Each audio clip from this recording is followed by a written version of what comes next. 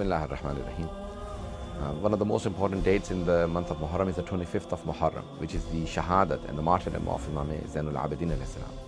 You can imagine that because he was so directly connected to Ashura and Muharram and Imam Hussain alayhi salam, that Allah gave him the same month for his Shahadat. So he was poisoned by Hisham ibn Abdul Malik, and he in Medina, and he's buried in Jannatul Baqi with his uncle Imam Hassan alayhi salam and his son Imam Baqir and Imam Sajjad alayhi salam, his grandson.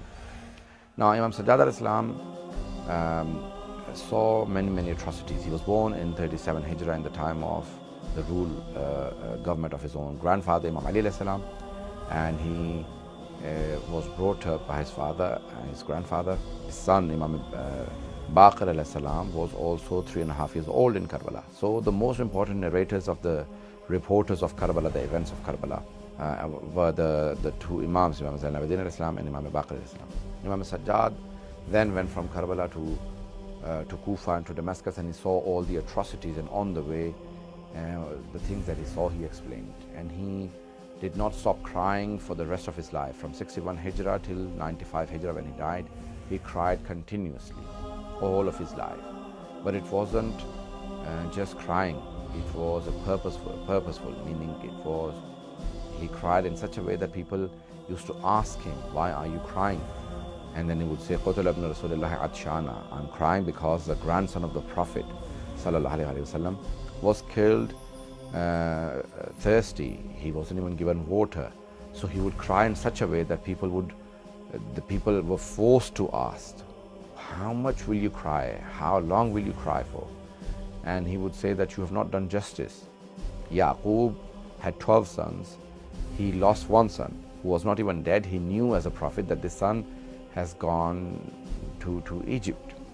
And he cried so much that he lost his sight. He cried so much that he lost his sight.